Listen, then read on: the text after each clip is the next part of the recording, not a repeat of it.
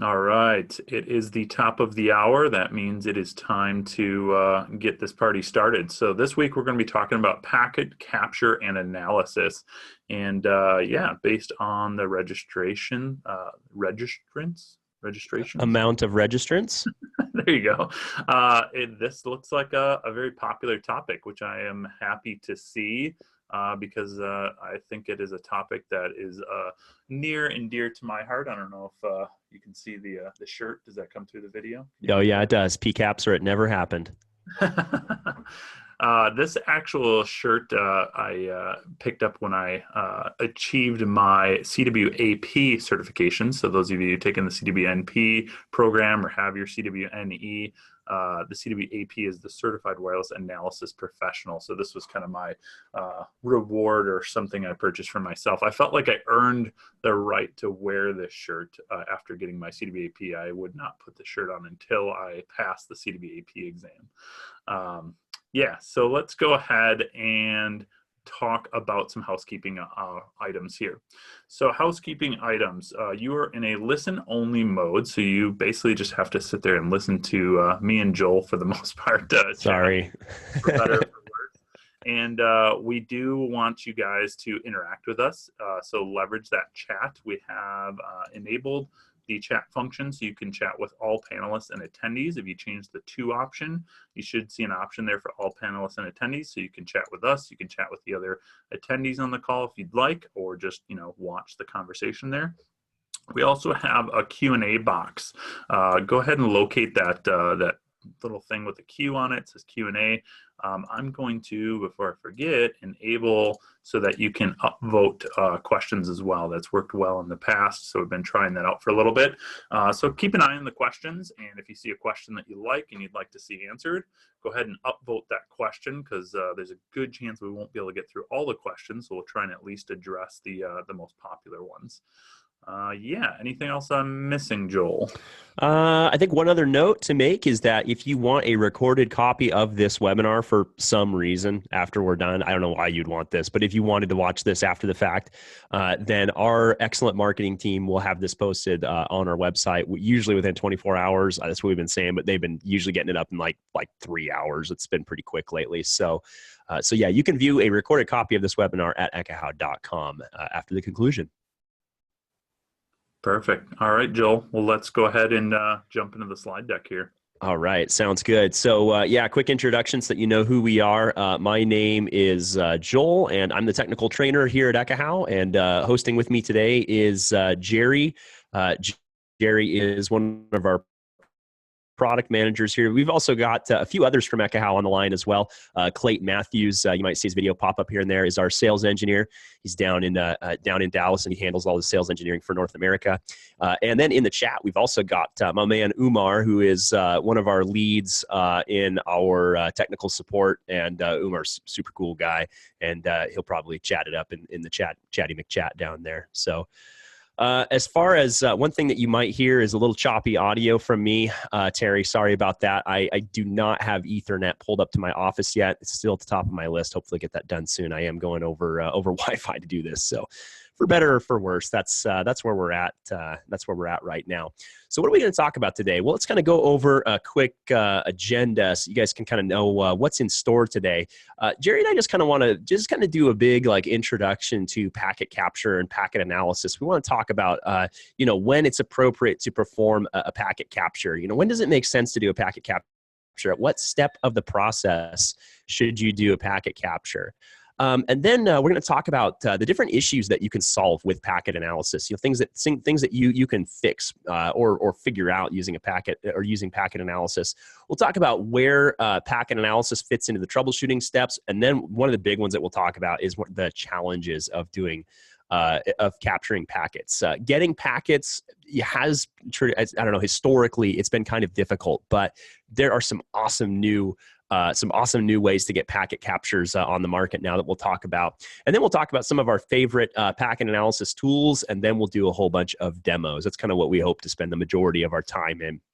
is talking about demos. Now, one little note that I'll make in this webinar, we're going to use the term packets everywhere. The reality is that in Wi-Fi, they're not really packets. Jerry, what are they in the world of Wi-Fi? What are they actually called in Wi-Fi? They're actually called frames. Frames, yeah. So I'm just going to make that clear right now. We're going to use the wrong word the whole time. They're not packets. Packets are encapsulated inside frames. You know, think of it like putting a little smaller envelope inside a manila envelope, but the manila envelope is what goes over the air, maybe with little wings. That's a really bad analogy, but we'll just roll with it. So we'll use the wrong thing. But Jim says he got called out on one of his blogs over that. Yep, Jim. That's why I'm making this. That's why I'm saying this right now, so I don't get called out on it. But I think that in the world of Wi-Fi, we just call it packet analysis. We know it's frame analysis. Nobody wants to say frame analysis, so whatever. Doesn't sound as cool, does it? You know, no, frames, frame analysis. Packets are way cooler. Yeah, it's like frame analysis. Are we talking about like, what are we going to analyze, like a bowling game or something here? You know, like, I don't know. I think that packet analysis that's the word that I want to use, even though I know it's kind of incorrect. So cool. So the next thing we want to talk about, and Jerry, I hope that you chime in a little bit on this one, is when to perform a packet capture. Like at what point when we're doing troubleshooting, when do we want to do a packet capture? I'd say that one of the top ones is when we are troubleshooting Wi-Fi or some kind of network issue. That's typically when we want to perform a packet capture. The next one is to confirm behaviors and traffic flows. Like if you want to understand what an application is doing, how an application works, then that's a great way to look and see what's that application doing. Jerry, didn't you do something like this just the other day? Didn't you? What did you do? Ironically, yeah. I mean, I was just actually doing something yesterday. Sam Clements, in the well-known guy in the Wi-Fi industry, I'll name drop him in there. We were actually chatting about iPerf, and he had a question about one of the switches in there and direction of traffic. And I'm like, that is a really good question. I don't know which direction it's doing first in that test. And I'm like, what would be an easy way to validate that, since it wasn't clear in the description and instructions, is we ran the test, did a packet capture, and looked at the capture and could easily see, okay, in the first part of the test, it was sending all the packets this direction from this source to this destination. And then in the second part of the test, it was sending from this source to this destination. And now we could prove that, okay, this is the flow of traffic when this test is being performed. Yeah, absolutely. I'm going to bring up a totally archaic example as well to follow up with that, and it's not nearly as fitting and it's not nearly as cool, but Sam was involved in this one as well, and so I feel like it's kind of appropriate. Sam and I have been playing with old compact Macintoshes lately. Anybody remember these? Yeah, so this is my old Macintosh SE, and Sam and I have been kind of messing with these. Yeah, it's actually almost as light as like a 17-inch Hewlett-Packard laptop. So I think it could be a decent survey device, although only 4 megs of RAM maxed out, by the way. So Sam and I have been playing with getting battery life, not very good. So Sam and I have been playing with getting these things on the internet. And to do that, I'm using an old SCSI Ethernet adapter. So there's the SCSI ports right there. And like once you get the drivers going on this thing, like you don't really know whether it's working or not. And so I mirrored a port on my switch and plugged this in. This is half duplex, 10 megabit, by the way. Plugged it into my switch and mirrored a port and watched traffic on my MacBook to see like, hey, is this thing even talking? And when I saw packets flowing, I was like, yes, it's working. Now what do I do? Because, it's an old Macintosh with 4 megabytes of RAM. But Joel, I'm not sure we're selling people on this whole, why you need to do a packet capture with this example. I'm telling you, man, this is a legit connections and. Well, you don't think this is a legit use case? Okay. Well, I guess we'll move on then. So anyway, it involves Sam too. So Yeah, right on. Yeah. So So another thing that we can use packet analysis for, and Jerry's gonna talk about this one a lot coming up here. He's got an excellent demo on this. Blew me away when he showed me this a couple of days ago. Is analyzing client capabilities and limitations. So as you all know, as we probably know, clients have certain limitations. For example, you might have a phone or something that does not support a specific set of channels. Usually there's some channels up in Uni 2E that devices won't support. You may have seen back on my shelf just behind me there, I've got my Nintendo Switches right there. It does not support channel 144. That's just a channel it does not support. And so when we're designing wireless networks, we need to know what channels are and are not supported. And so we can use packet analysis to look and see, what a client says what a client says it does and does not support. You want to speak on that for a second, Jerry? Yeah, so one of the interesting things, and we'll get into the demo on it, but yeah, we can find out a lot about a client. Well, so first off, it's very difficult, I've found, and maybe some of you guys have some tricks on this, but I've found it's very difficult to figure out what a client's capabilities are, the technical capabilities, Wi-Fi capabilities, right? Sometimes the manufacturer lists these things in the specifications, sometimes they're incorrectly listed. Sometimes they provide just some basic information about maybe what Wi-Fi chipset is in the device. Sometimes, a lot of times they don't.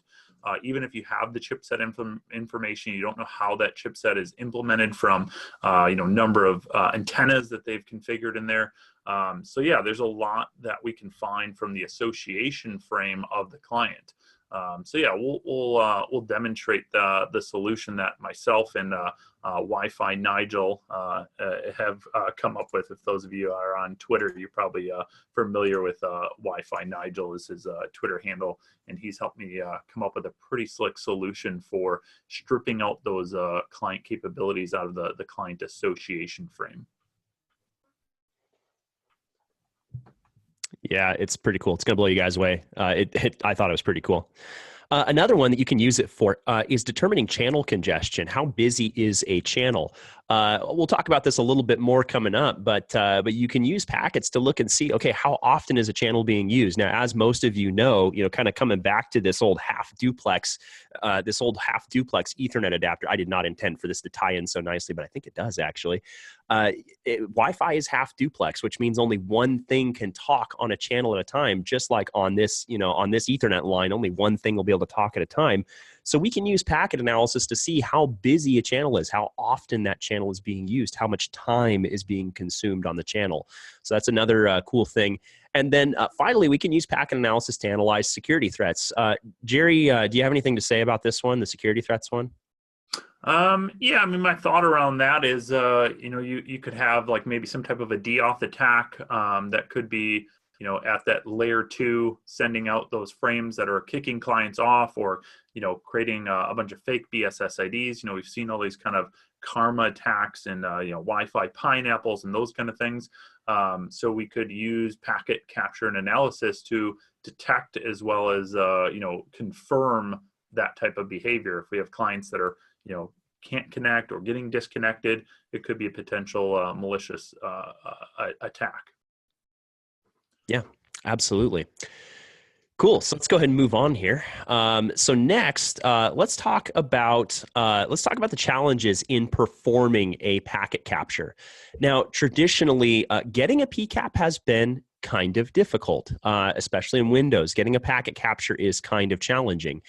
Historically, kind of looking back, the reason for this is that while you could put an adapter in promiscuous mode in Windows, there was a way to do that. I don't know if they specifically called it promiscuous mode, but the problem is if you tried to do a packet capture in Windows with a Wi-Fi adapter, Windows would strip out all the frames except the data frames that are destined for your machine, for your MAC address. And so it just kind of looked like Ethernet by the time it got to you.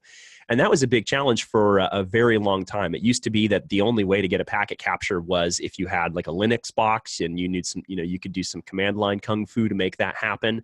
Or if you had an AP that could get you a packet capture of an enterprise grade access point. And then there were a couple of specialized hardware devices like the the Riverbed Air PCAP NX, which was incredibly expensive. Things are getting better though. There are a lot of really cool options in packet analysis or in packet capture that we've got to take advantage of now. So let's see, where'd that slide go? I thought that was the next slide, but I guess it wasn't. Oh, I guess I can just skip up to it. Yeah, there we go. That'll work. So some different, so some of the challenges that I'll list off when it comes to performing a packet capture is, of course, it first off needs to be dual band, right? We need something that supports both 2.4 and 5 gigahertz to get a good packet capture, because so much stuff is up in the 5 gigahertz band now. You're basically it's basically useless to just have a 2.4 only adapter. I can't spell both to save my life here. The next thing that we need to consider when we're doing a packet capture is how many spatial streams are supported. For example, if you let's say that you have a 1x1 capture card, but you need to capture traffic from a 3x3 MacBook, you're going to miss any of those packets that are using more than one spatial stream, which is probably going to be most of them, right? So we have to have hardware that's powerful enough, that's beefy enough to actually capture this stuff. And so let's talk about the different options that we've kind of had over the years. Back in the day, of course, one was probably the hardest way to do this was Linux and a Wi-Fi adapter. That was one of the hardest ways to get a packet capture. A little bit less hard was an AP. Personally, I don't know, Jerry, did you ever get packet captures from APs? I never did this. I could never pull it off, never could get it working. I have done it a couple of times. If I needed to remotely, it can be helpful. If you're not on site there and you've got clients that are not able to connect, there's certainly some use cases. The issues that can come in is you're typically taking that AP offline, or at least that radio offline to do the packet capture, which then can kind of defeat the purpose of it. The other issue is that if the client isn't in range of that access point, you're going to miss things as well. So there's a lot of caveats to it. I have seen some people that have gotten creative of actually turning an access point into some kind of battery-powered packet capture device. So there is the potential that you could use an access point portably or kind of semi-portably. You're gonna have to figure out a way to power it and connect to it and all that kind of stuff. So there's a lot of steps there. Yeah, it can, that's one option that is available to you. Yeah, absolutely. Now, a solution that a lot of us have been using for a long time that is shockingly easy to do is with a MacBook. So there is a tool out there called AirTool by Adrian, our good friend Adrian Granados. There we go. I won't demo this tool right now because I'm literally using my Wi-Fi adapter to talk to you right now, but I will launch it. And so AirTool is just a little application that runs. Look, there is an update available, but we'll go back to that. We'll get that update a little bit later. So AirTool basically just runs up in your, I don't know if you call this the system tray in Mac OS, I forget what it's called, but you can basically just say like, hey, capture packets on channel 116, boom, you're capturing packets. Super easy, super quick. AirTool is free. I highly recommend going and grabbing a copy of AirTool. This is an excellent little tool. So that's kind of been the standard for a while now, the easy way to capture packets. I know that our friends over at MetaGeek have made some good strides in getting packet captures working with special drivers with a few supported adapters, and so that's some options as well. So it's certainly getting easier. And what else? What else is out there for packet captures? Any comments, Jerry? I'm actually curious what the audience has to say, because in my experience, and it's been a little while since I've tried to use this because I'm on a Mac as well, is what are the options on Windows? We're talking about Linux and Mac. There's definitely some options there. Some are easier than others, but what about on Windows? Is there a simple solution today in Windows to capture packets? Yeah, Bruce says ComView. So that's the application. And then what do you need? Some type of special compatible adapter, I would think, and probably installing some custom drivers for it. Yeah, Bruce is not natively. So yeah, that's what I was kind of expecting. I haven't seen any easy native solutions for Windows. It's usually some type of special adapter you've got to find, certain chipset, and then, dealing with the painful process of loading some kind of custom drivers and juggling with that. Hey, Joel. And Bruce says acrylic as well. Yeah, go ahead, Clayton. Hey, you remember Sean over at Ruckus had a solution that he was kind of showing us at Black Hat. He was I using the WLAN Pi yeah, in some configuration. yes, he was. Yeah. Jerry, are you going to talk about that, the packet capture with the WLAN Pi at all? Yeah, we could do a little WLAN Pi demo. Okay. All right. Yeah, should we go there next? Yeah, I think we can do that. So yeah, let's talk about let's talk about how let's kind of jump into talking about some different I don't know, show some actual packet capture methods. And you want to Yeah. show us how it works on the WLAN Pi? Yeah, I would love to. So this is, I guess, we'll go with the shameless plug type thing. The WLAN Pi has been kind of a pet project. There's a lot of other individuals involved in this, so I can't take all the credit for it. Thankfully, it's been kind of a community source project. But it's really started to take some shape, with started out as just really a throughput testing device, just plug it into a wired connection and, have an endpoint in the network. And then we realized, hey, this thing's got a USB port. What if we plug in an adapter, load some drivers, bake it all into an image to make it easy to deploy? So yeah, if you're not familiar with the WLAN Pi and you want to play around with this or get involved in this project, check out WLANPi.com. You can find some more details on that. I need to improve the documentation on the site here, but there's some videos and some documents and stuff like that. So check that out. But yeah, so I've got a WLAN Pi here. Let's see if I can reach this over in front of my camera so you can actually see what we're talking about. So you can see this guy, right? I actually do have the Ethernet cable plugged into it. Has a gigabit Ethernet port on there. Tiny little Linux box, quad-core processor. It's pretty impressive how much they can cram into such a small form factor these days. Also has an OLED display on there. We've talked about this on other webinars, so I won't spend too much time on, promoting this kind of thing. But yeah, it's got a wireless adapter in there. And so we're talking about packets. So I've got a tool running on here right now. You might be familiar with the Linux tool called BetterCap. And BetterCap is kind of a Swiss Army knife of analysis and other, injection type stuff that we can do with it. So yeah, kind of look at that. What can we do with this? So I've got BetterCap running. It's in the recon mode. And now what we can do is kind of see what this thing is seeing in my environment here. So I have several SSIDs and BSSIDs available.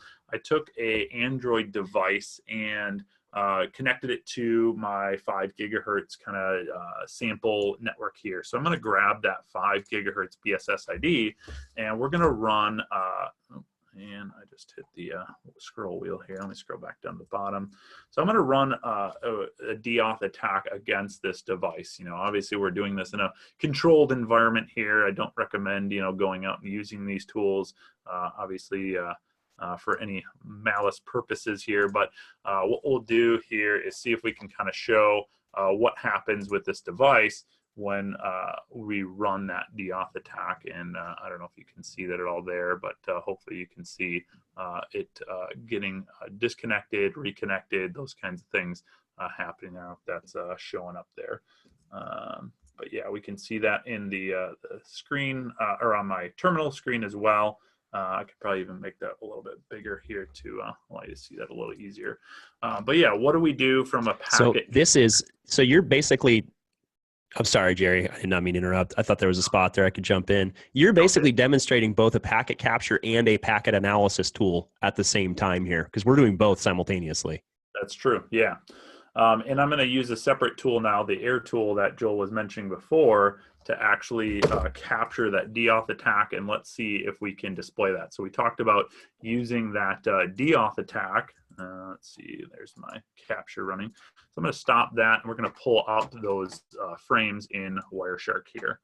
And just to be sure that everybody caught what was happening there, Jerry clicked on the air tool icon, selected a channel. It pops up a little window and says we're capturing, and then you hit stop, and it dumps the PCAP on your desktop and opens it up in Wireshark. It's that easy. It just works. Yeah. And for the sake of time, I already went in and filled in the subtype that I'm looking for, which is subtype 12, which is going to show me only DOS frames. So now if I've got, an area that clients are complaining about issues and getting disconnected randomly from the Wi-Fi, could be a security threat. More than likely it's probably something else, but this is just showing one example of something that we can do with these packet captures. So now if I hit the filters here, I'm going to filter down. We can see in my list here of all the DOS, and you can see it's just pretty spammed on that channel. So I'm looking at all the frames right now, and actually I'm kind of impressed the number of DOS frames here that are being sent out. So yeah, you can actually see that, and if we want to just filter down to those, that's where we can really start to make use of Wireshark and filtering down to just a specific type of frame. So you can actually see we're seeing, yeah, quite a few DOF frames that were sent. Nice, very cool. Good time to talk about packet analyzers, Jerry. Is this a good time to do that? Packet analyzers, like our favorite, or do you have some other stuff to show here? I can show more stuff, but maybe let's cover that first, and then I was thinking we'd do a demo on that profiler part that we were talking before on getting those client device profiles. I'm good either way, whatever you want to do. Let's cover the different types of packet analysis tools that we know of, and I'm curious on the audience if there's other tools that you find. I know there's a lot of cloud-based packet analyzers out there that are pretty slick, so you might want to check out some of the other packet analyzer tools out there. But these are some that come to mind that I'm well aware of. Obviously, I was just running Wireshark there. That's a great one to get started with if you haven't done packet captures or analysis. That's a free tool, so runs on both Mac and Windows is another perk of that one. Yeah, and one that I've been a longtime favorite of is, of course, MetaGeek IPA. So this is it takes a very different approach to packet analysis from the rest of these, because it's all about airtime analysis. It's all about calculating how much airtime has been used on a specific channel based on the duration of each packet. And so you can look and see, which devices are consuming lots of airtime versus a little bit of airtime. Another extremely common one, extremely popular one, is Savius OmniPeak. OmniPeak, I feel like OmniPeak is like the pro version of Wireshark. I don't know. Do you guys think that's a fair assessment at all? Yeah, one of the really cool things about OmniPeak is all the experts that they have built into there. So if you find Wireshark is really daunting to try and understand what it is that you're looking at, OmniPeak does the best job that I've seen of really telling you what is happening and digging through that and seeing something like a DAuth attack and saying, hey, something's being DAuth here, and calling your attention to that. So I think those experts in there is really where the value comes in, and telling you exactly what's going on here instead of you having to dig through all that like we were just going through. Yeah. Now, Jerry, I don't have any experience with these last two, so I'm going to rely on you a little bit more. But can you tell us about CloudShark? It has been a little while since I've used either of those, so I'm sure they've improved significantly since I used them last. I think one of the coolest things that I found about these kind of cloud analysis tools is, you're putting that PCAP in the cloud, and then you can share that analysis with somebody or collaborate on the analysis. So if it's something that you don't really know what you're looking at, it's hard in Wireshark. If I'm trying to dig through Wireshark and I want to consult with Joel and say, hey, what is this that I'm seeing in Wireshark here? Obviously we can share the PCAP file, but then he's looking at it in his Wireshark, I'm looking at mine. It's challenging there. So CloudShark allows us to have some collaboration in the cloud. So that's where I think the real value comes in. So what, like Google Docs, but for PCAPs? Yeah, it's a good way to kind of think about it. Yeah, and they have some experts and stuff in there as well. I'm sure I'm not doing them justice. I would recommend checking them out. All these things have some type of usually free trial or something, so you can load a PCAP in there and analyze some example PCAPs and stuff to check out. But these were just the two main ones that I'm aware of. I'm sure there's a bunch of other ones. If somebody else has one that they've used, definitely would love to hear about it, or put those in chat. Yeah, any packet analysis tools that we're missing here, audience? Anything that we're missing for like big name packet analysis tools that we should be thinking about? And packets, by the way, used to be called what was it? Mojo packets, I think, prior. It might even been something different than that prior than that. So it's had a couple of name changes, so you might be familiar with it as a different name as well. Yeah, Mojo packets. Yeah. Yep. She says it was Mojo packets. Oh, Mila says ComView. Yeah, we talked about ComView earlier. So yeah, of course, ComView for Wi-Fi. That's a Windows tool, if I'm remembering correctly, right? Yeah, it includes. Yeah, so actually, a couple of these include PCAP options now directly. Where you can just open up any generated PCAP in it. Well, I think all of these support opening generated PCAPs. In fact, there's been, Ed, of course, says the NetScout AirCheck. We better add that one to the list here. So the NetScout AirCheck also has the ability to get PCAPs off of it. I just found out about that like 2 days ago, so I don't know anything so about you're talking about creating PCAP. Yes. Gotcha. Okay. Yeah, so ComView supports external adapters. Of course, the NetScout AirCheck can create those. IPA supports them now in Windows. OmniPeak does, and so yeah, those are probably our 4 that support generating PCAPs from their own adapters. I think some vendor solutions have that built in as well. Like Meraki, you can do a packet capture right on the cloud dashboard and generate a PCAP. Oh, that's pretty cool. Yeah. I think actually I saw something I saw something about that flyby in the chat. And then of course there's apparently CAPE sensors can generate PCAPs as well as NetBees. Miguel, yeah, I'm not sure about NetBees either. Maybe it does, maybe it doesn't. Yeah, Ed says Meraki does. Just to differentiate, we're talking kind of 2 different things, right? And sometimes they're one and the same, but you have packet capture tools and you have packet analysis tools. So the list that we're showing here are all really packet, for the most part, packet analysis tools. Things like Wireshark, OmniPeak, they can also do captures. IPA that can also do captures, right? Yeah, it's got built-in capturing now. It's with a few supported adapters. Yeah. Yep. Cool. Yeah, and there's several other ways to get those PCAPs, so that's good. Good to see. And yeah, Joel, what do you think? Should we do another demo here, either on the WLAN Pi, or do you want to demo something? Tell you what, I'd like to talk about IPA for a couple of minutes, and then we'll loop back around, and you can finish up with the WLAN Pi. Does that sound like a pretty good plan? Sounds good to me. Okay, cool. Right on. Yeah, so let's kind of go through.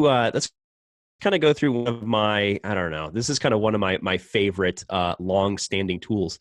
And this is a tool by our friends over at MetaGeek. This is a tool called IPA. IPA stands for packet analysis because it is a visual packet analysis tool. Windows only tool at this time. So what I'm going to do, Timothy says, IPA, a pint sounds really good. Yeah, Timothy, I know these guys, and I guarantee that this is definitely named after beer. There's just no doubt about it. So what I'm going to do is I'm actually going to get a packet capture using the Ekahau Sidekick to generate this PCAP file. And wait a minute. What? Joel, come over here real quick. I don't think we've announced this product yet. Oh, so are we not supposed to talk about it? I think we can edit it out. I think it'll be okay. Oh, so we'll just edit it out.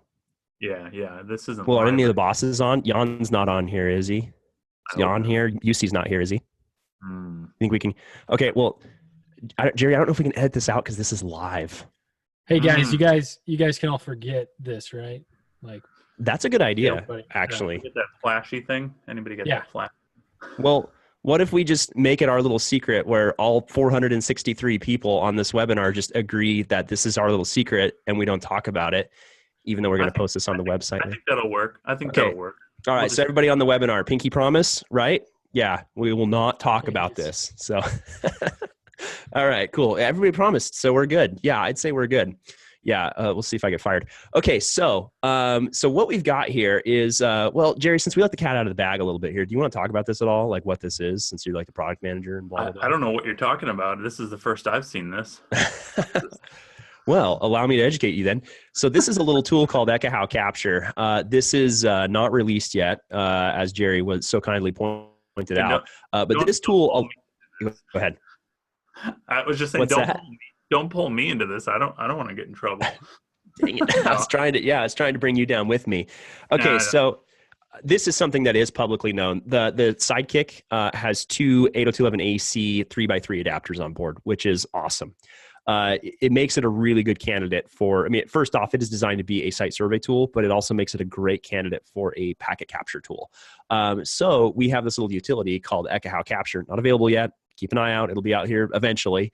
It allows us to get a PCAP file from the Ekahau Sidekick. Now, I am demoing it on the Mac version because the Windows version I couldn't get to work. There was a bug, and it didn't respect scaling properly, so it was like teeny tiny. We're still working on it. So, but it will work in Windows when it is released at some point.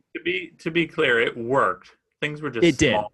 It was just really small. It was like a packet capture tool for ants. It needed to be at least 3 times bigger than it was. So what I'm going to do actually is I've got my MacBook is on channel 157 right now. So what I'm going to do is I'm actually going to run an iPerf throughput test from my MacBook while I capture with the Sidekick. I already forgot what channel I'm on. I'm on channel 157. By the way, you hold down the Option key when you click on the Wi-Fi logo. Oh, I don't have my screen sharing, do I? No, it's working. Do. Okay, yeah. Zoom just didn't. It just didn't show me the border.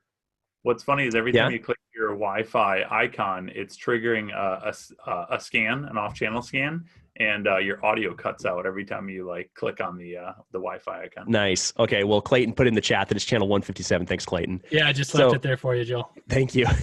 So I'm going to grab channel 157 and hit capture here, and then I'm just going to run an iPerf throughput test down to my old WLAN Pi that's down in my little switch closet downstairs.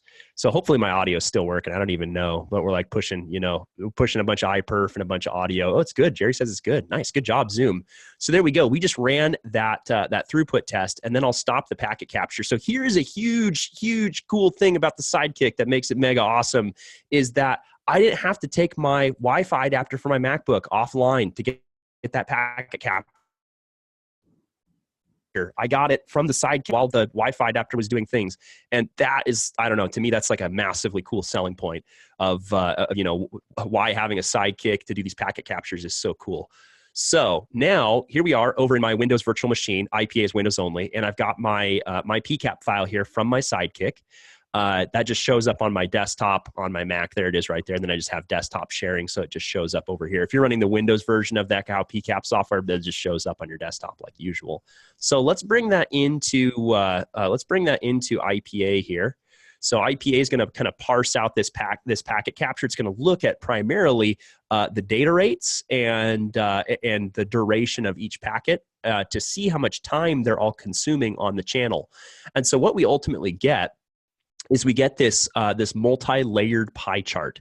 So this pie chart is a representation of all of the time that was used on this channel during this packet capture.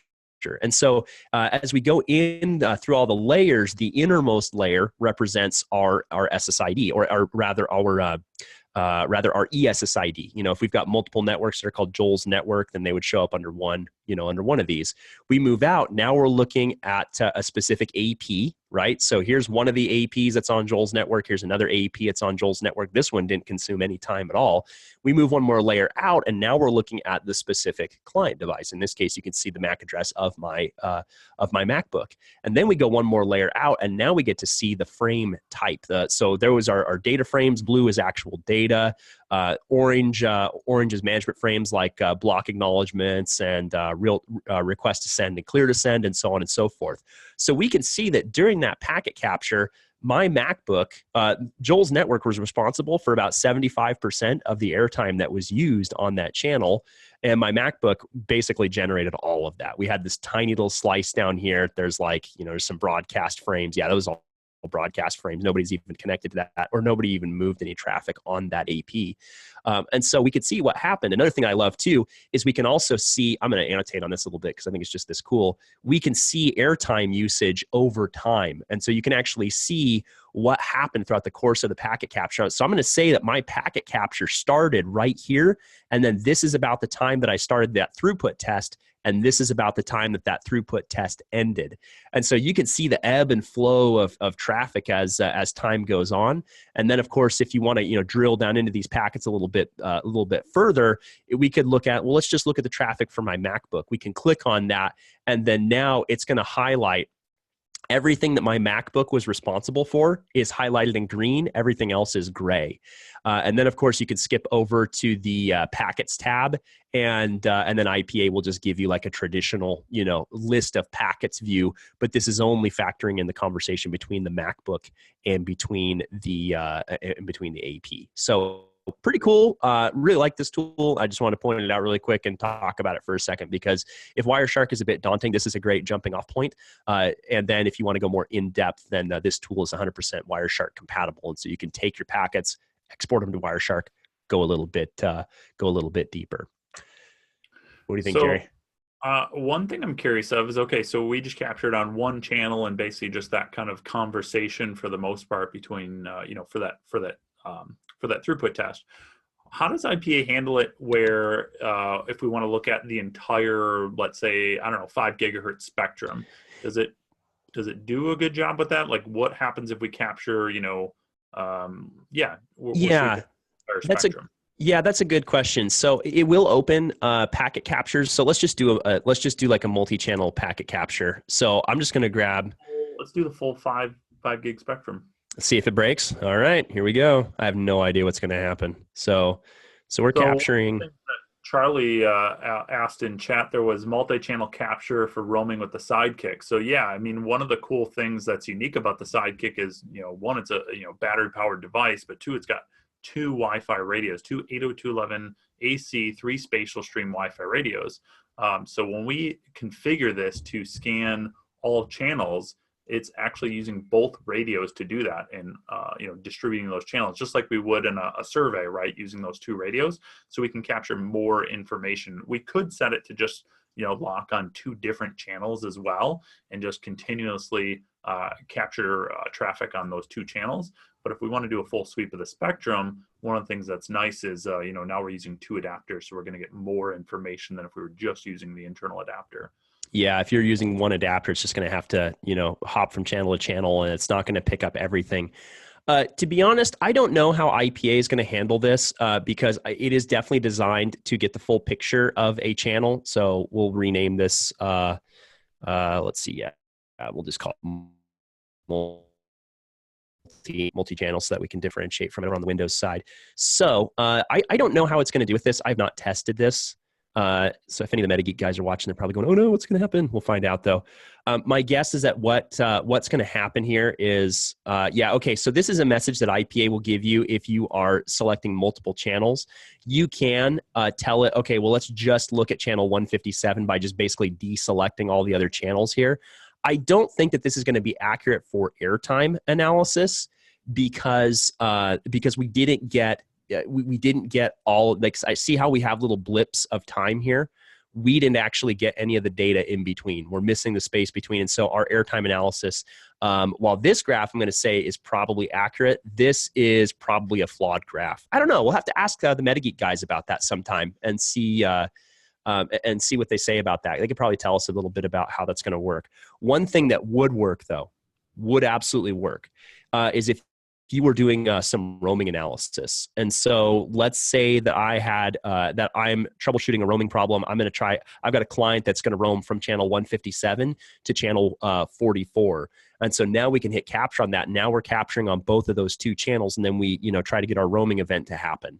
We have 2 adapters set up. And so we should have been able to get that capture that roaming event. And in this case, since we've got 2 adapters and both of thif adapters are dedicated to a channel, IPA will handle this just fine from an airtime analysis standpoint, as would any other packet analysis tool if you wanted to look at it from if you want to try to capture that roaming event.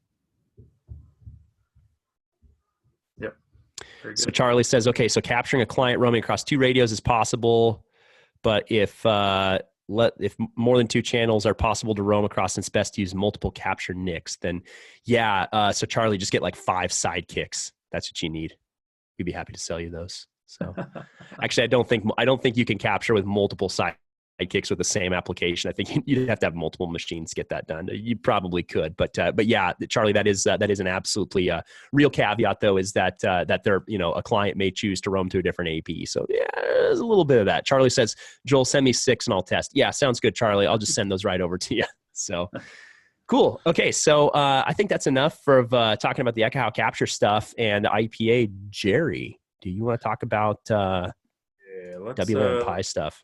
yeah, okay. So we're getting close to that kind of stopping point of turning things over to Q&A. So let me do one more demo here. I'll show you one more thing that I think is pretty cool. And like I said, I got to give props to Wi-Fi Nigel for this one. So I'll put his Twitter up on here if you guys want to give him some props for this one. If you guys find this pretty cool, he's done all the heavy lifting on this one.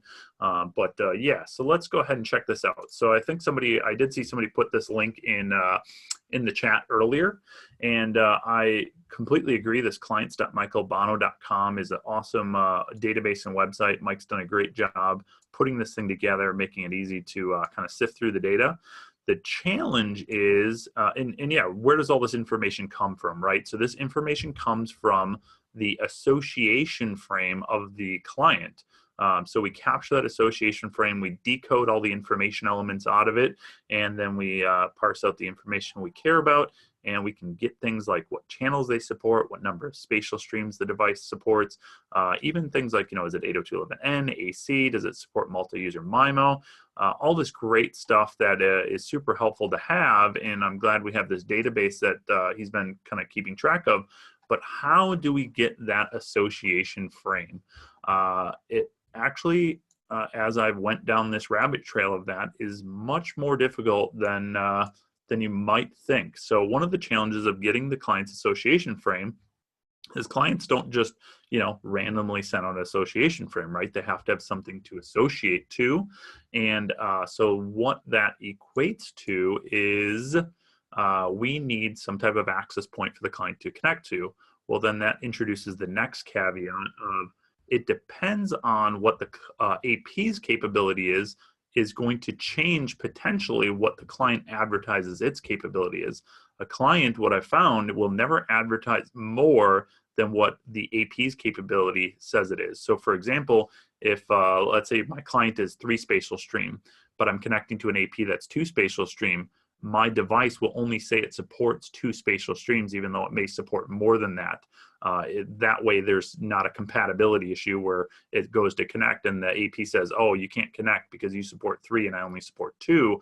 It'll only tell the AP it supports the same as what the AP is offering. So yeah, let's use that in mind and see how can we get some information to this database. So you can see Mike has already included the PCAP in here, which is super awesome. If you want to pull one of those down, that's that association frame, so you can decode those information elements yourself. But Wi-Fi Nigel has put together this awesome little script here. So let me go ahead and fire this up off the WLAN Pi. We're calling this the WLAN Pi profiler. And what this does is this fires up a fake access point using the Wi-Fi NIC that I have plugged into the WLAN Pi. And now this is sending out beacons with the maximum amount of capability. And if you're going to be going to WLPC, that's coming up here in the coming weeks here, we're going to be covering this a lot more in depth. So I'm just kind of giving you guys a sneak peek at what that, one of the things that we're going to be covering in the deep dive session that myself and Scott are going to be delivering. But yeah, let's go ahead and as soon as this SSID shows up in my list here, let's kind of dive into that a little bit and dissect that. So give it another second or two here to pop up, and we'll see if we can get this thing to work live. We're calling Jerry, this did I see that correctly? You can put the PSK is just whatever, like whatever, yes. Any random string of characters. Yeah, we don't care actually if the client connects or not. We only care about getting the client to send out its association request frame. So that's the important part of this whole process. So yeah, right now PSK just says test. We just have to enter something in on the client side to get it to spit that out. Let's give this another second here. I have a feeling my DAuth attack that I was running before might have thrown something off here, but let's see if we can get this to work live.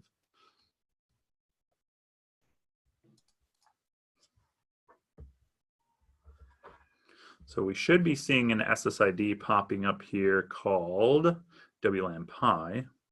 Let's see if I can get it to show up. Oh, it showed up. There we go. Perfect. Okay, so let's actually take, first I'm going to take my MacBook here, and we're just going to do that test. We can just kind of smash the keys a little bit here, and look at that. So that is what we were after. There's that same information under the client capabilities report of what we were just looking at on Mike's awesome database, but now we have a field accessible kind of way of getting that. So notice here, my MacBook does not support, or at least report that it supports 802.11k. It does not report that it supports 11R or V, but then under 11N, it does say that it supports that, and there we go, 3 spatial stream. That's what my MacBook is, so that's all correct. Single user beamforming is supported, multi-user beamforming is not, that's correct. And look at this, max transmit power, 18 dBm. It can go down to 6 dBm, so that's kind of the range of the client. You know, we can factor that into Ekahau now as our device profile that we're going to maybe design for. If this was my target device, or, you know, most critical device that I need to make sure is going to work. And then here's the whole channel output. Now let's take my phone and see if we can do the same thing with that and compare the difference.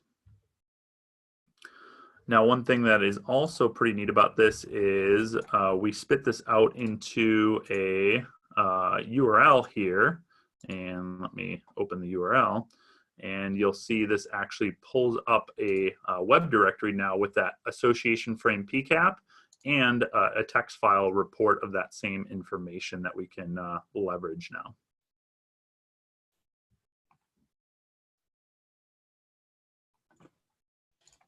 Hey, Jerry, there was a comment about putting this tool on the Sidekick, and to my understanding, we couldn't do that because the Sidekick doesn't actually transmit. Correct. Yeah, we could use the packet capture capability that Joel demonstrated before to capture this association frame, but this full fake AP type thing that we're doing to get the client to send the association frame, we would not be able to do with the with that. Well, So guys, he said put it on the Sidekick, though. What if we just like put it on the Sidekick and then like tape it on or something? I mean, would that work? Oh, yeah. There you go. With googly eyes? I'm sorry. Just I keep just going, Jerry. connected my iPhone 10s here to the to that WLAN Pi SSID, and you can see here quite a bit different capabilities. Now, one thing you can see is it doesn't always advertise some things correctly, like the minimum transmit power. It didn't decode that one correctly, but you can see the rest of this information. It's a 2 spatial stream device. It does support K, R, and V, and actually has a 21 dBm max transmit capability, and all the 5 gigahertz channels are supported. So yeah, what do you guys think? Is that something that would be useful in your toolkit? Yes, hands down, because you have to design networks for the clients that you're supporting, and you know you have to know the capabilities of the clients. This is just so easy. This is, to me, this is just a critical part of your wireless toolkit. This is something you have to have. The thing I love about this is that sometimes when you're trying to, you mentioned the client offset that you can set up in Ekahau. You know, some clients you can't see necessarily what they can view, you know, the RSSI. There we go, the RSSI. And this could at least kind of get you something to use for that client offset. Mm-hmm. This at least gives you the max transmit power. So yeah, in your planning, you can certainly factor that in and making sure that you're not going to exceed that if this is your least capable, most critical device. And here is that association frame now opened up in Wireshark. So if we want to look at that, we can see here all the devices capabilities in Wireshark if we wanted to try and manually parse out all that information as well. So here is all that same great detail of information. Here's the supported channels.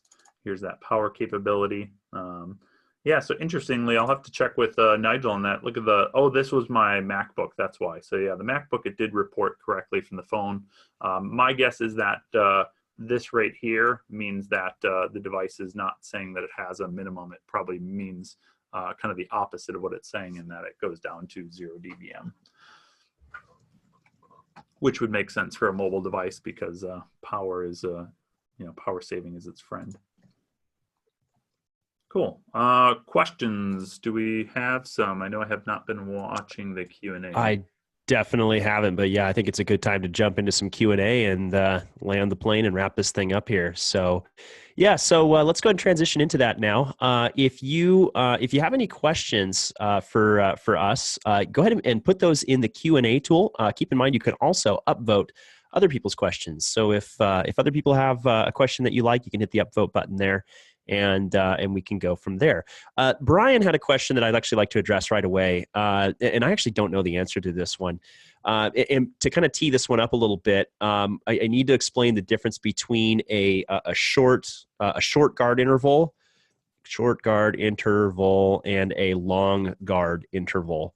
So a short guard interval versus a long guard interval. With a short guard interval, we basically don't take a very long break between, is it between the symbols or between the frames? I think it's between the symbols, right? Does anybody remember? It's the symbols. It's between the symbols. Yeah, I think you're right. Yeah, Brian also confirmed symbols. And so if we take a shorter break between transmitting basically ones and zeros, that's a simplified way to explain what a symbol is, then we can get faster data rates because we spend more time talking. Some packet capture tools out there will capture a long guard interval because that's the one that's been around for a very long time. Long guard intervals go back to 802.11. Short guard intervals were introduced with 802.11n. And so some adapters out there do not support short guard intervals. The question is, what about the MacBook Pro? Does anybody know if the MacBook Pro supports or does not support capturing short guard intervals? Anybody know?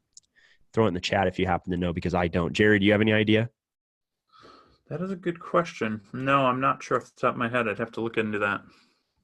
So, Brian, so to kind of follow up on that, the question from Brian is, how likely is it to miss data on a monitor mode capturing device that does not support a short guard interval? How often do we actually see a short guard interval being used out there in the wild? That's another one I'd have to ask the audience because I actually don't know. I've turned it on in a couple of environments, office environments, things like that, where there isn't a lot of reflectivity. But I don't see short guard intervals that often. So I don't know. Brian, I'm really not sure of the answer on that. Does a Wi-Fi scanner or anything like that even tell you whether a short guard interval is in use? I don't even know how to tell, actually, other than going and looking at the AP dashboard to see what they're configured to. I actually don't know how to do that off the top of my head. Maybe somebody in the chat does. So it'd be under the VHT capabilities, I believe, is where you'd find that in HT or VHT, yeah. Oh, is it just VHT? I thought it was also with HT. Yeah, I think it's both. I'm pretty sure it's both, but I could so be wrong about that. Yeah, no, you're right. Yeah, it does show under both. I'm looking at it in Wi-Fi Explorer Pro right now, and it does show it under both. Oh, so Wi-Fi Explorer Pro will show you whether it's a short guard interval or a long guard interval? Let's see if it has a tab for that. I'm seeing it under the information elements. I'm trying to see if there's a column that you can add for that. Wi-Fi Explorer Pro, by the way, is another tool by Adrian Granados. It is a Wi-Fi scanner, and it just gives you a lot of options for what you can look at. So Andrew says, side note, the AirPCAP NX does not support a short guard interval. You're absolutely right, Andrew. That is 100% true. I know that for sure. Yeah. Yeah, and that's another interesting point. So, things like Ekahau Site Survey, Wi-Fi Explorer Pro, all these Wi-Fi scanners, that essentially is a packet analysis tool, right? I mean, it's just listening for beacons, but it's decoding all that information out of that packet or out of that frame. So yeah, that's another, I guess, you don't often think of that as a packet analysis tool, but that's essentially what it's doing. Yeah. You know what I've always thought of them as is a beacon analysis tool, They specifically are a beacon analyzer because that's the only frame, and a beacon is a type of wireless frame. That's the only type of frame that they analyze. So I don't know. That's how I've always thought of it. Cool. Well, I don't know if we answered that one or not. I don't know. Brian, we talked about it a little bit. I don't know if we actually answered that for you, but let's go ahead and move on to the next one. A question from Alper is how to detect and troubleshoot VoIP call problems. We did touch on that as we touched on that earlier as, one of the potential use cases for a packet analysis tool to go and look and see, what's going on. Jerry, do you have anything to say about using packet analysis to detect and troubleshoot VoIP call problems? So I was still distracted on the short guard interval thing, Yeah. I'm sharing my screen here. I'm looking at that association request frame, and this is from my Apple. This was from the MacBook, and you can see here, under the HT capabilities, we can see here HT short guard interval for 20 megahertz is supported, 40 megahertz is supported, and then if we go into the VHT here, we can see that capability as well. So this would exist in both the client association request as well as in the beacon, right? In the beacon information as well. So you can see it on the AP side as well as on the client side. So this is a great discussion in here, because this is something that now we should look at implementing into this profiler report of pulling this information out as well of if short guard interval is supported or not for these clients. Yeah, and Brian, that's probably a good indicator that the MacBook does support it for packet capture. I mean, it might not. There's a chance that it might not work, but that does seem to point in the right direction.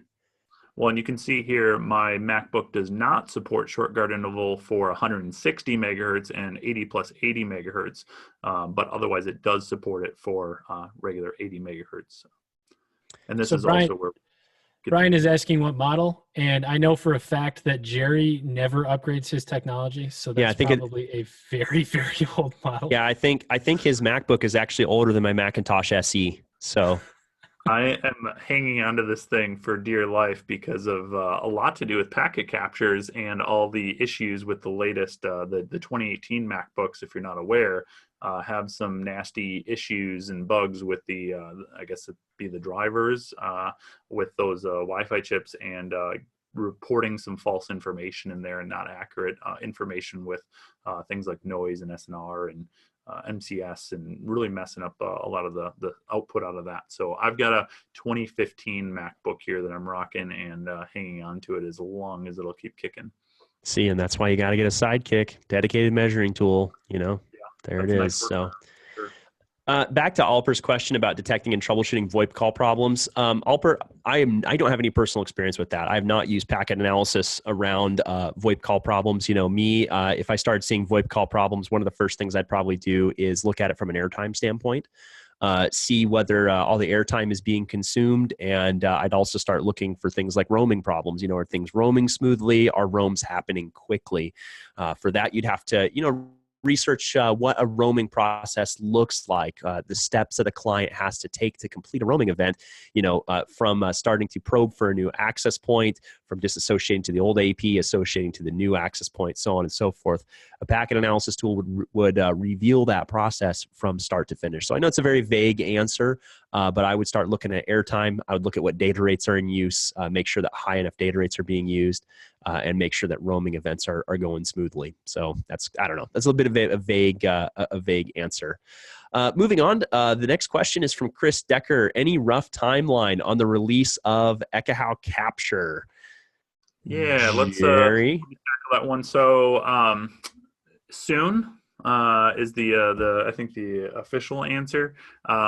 We do obviously have a beta. It is kind of a closed beta right now, but if you do have a Sidekick and you're interested in kicking the tires on it and working out the bugs like Joel has been doing, shoot me an email. I'll put it in chat here, and I will put your name on the list. And as soon as we've got the next beta version ready for kind of public testing, I will be sure to get you an invite and have you try it out for us.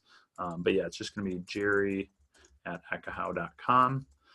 Shoot me an email there, and I will be sure to get your name on the list to get you beta testing if you're interested in that. But yes, it is obviously we have a functional build of it and all that kind of stuff. So it should be shipping, we'll say, in the near future, probably talking within months at the longest. So back to the last question about the VoIP stuff. Andrew McHale did a presentation at the Wireless LAN Pros conference in Prague last year, And there's a link for that in the chat. Thanks for posting that, Andrew. That's Yeah, extremely helpful.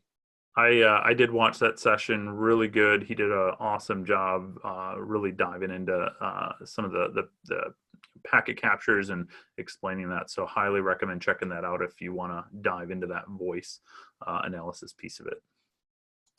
Yeah, absolutely. Cool. I think we probably got enough time for like a couple more questions before we close this thing down. So question from Wim is, where can I buy a WLAN Pi in Europe? Jerry, any idea on that?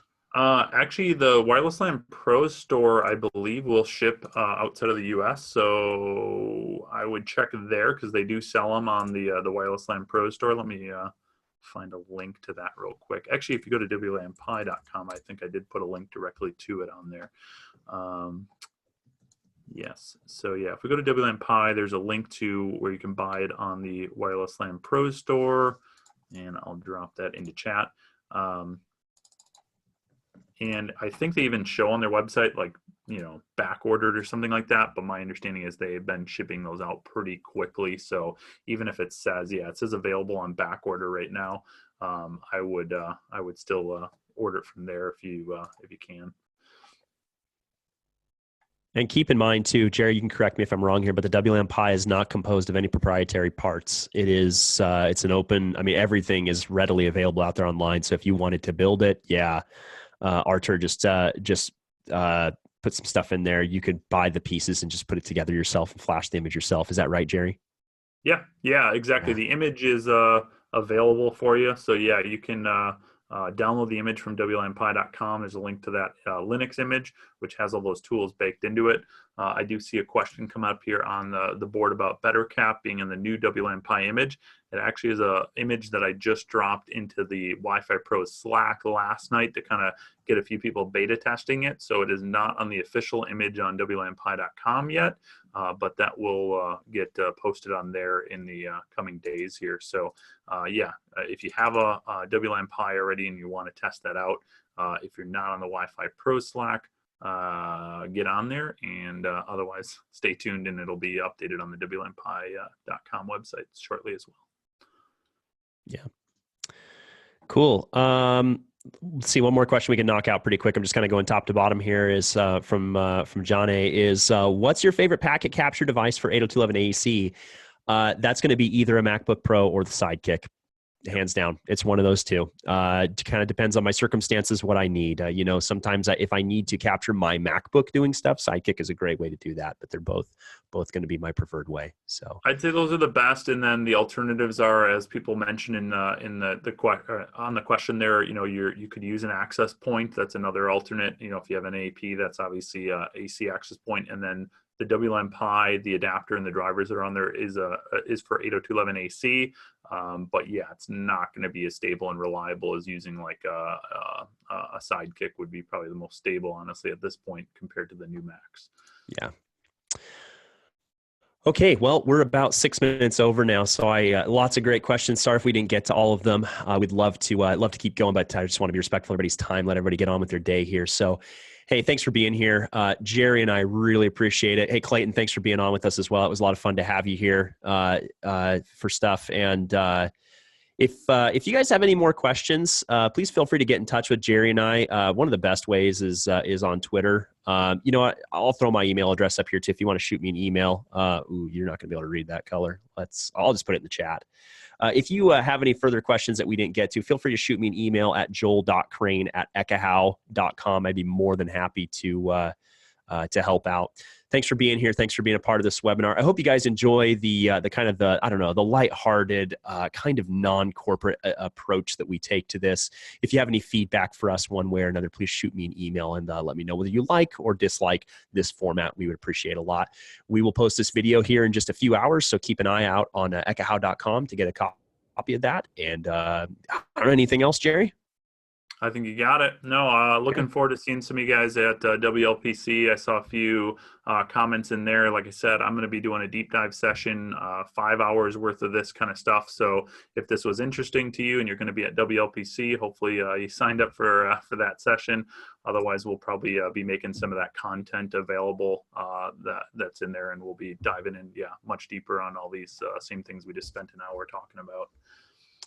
Cool. Well, thanks everyone. Have a great rest of your week and an excellent weekend. And we will see you on a future Ekahau webinar. Bye now.